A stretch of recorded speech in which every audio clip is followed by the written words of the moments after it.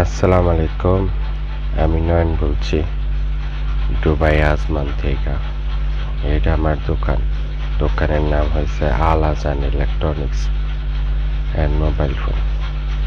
তো আল্লাহর রহমতে আমার দোকানে এবার আসার পর থেকে দোকানের পরিস্থিতি খুব একটা ভালো ছিল না, কিন্তু আসার পর থেকে আল্লাহর রহমতে যখন দোকানে বসছি তখন থেকে মোটামুটি আল্লাহ ভালোই চালাইতেছে, চলতেছে। তো কাস্টমারও আল্লাহর রহমতে আসে যায়, সব কিছু মিলায় আসলে নিজের জিনিস নিজে না করলে যেরকম হয়, আর মোটামুটি বিজনেস করতে হইলে নিজেরকেই আসলে প্যারাশানি নিতে হয়। নিজে যদি নিজের কাজ না করি তাহলে অন্য কেউ করে দিবে না, আর অন্য কেউ করলেও নিজের মন মতো হবে না। আর সবচেয়ে বেটার হয়েছে যে ব্যবসা করতে হলে নিজের যে কোনো একটা প্রতিষ্ঠান হলে ওই প্রতিষ্ঠানে অবশ্যই নিজেকে বসতে হবে।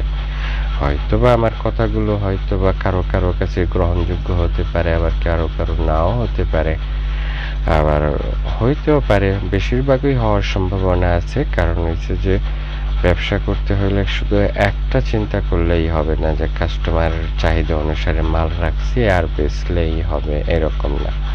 কাস্টমারকে চাহিদা অনুসারে মালও রাখতে হবে, আবার নিজের মানে ব্যবসা হবে এরকম কিছু মালও রাখতে হবে। আবার কাস্টমারের সাথে ভালোভাবে ডিলও করতে হবে। কাস্টমার সব যে আবার আমাদের মন মতো হয় এমন না। কিছু কিছু কাস্টমার খুবই টেরার থাকে, টেরা টাইপের কথা বলে।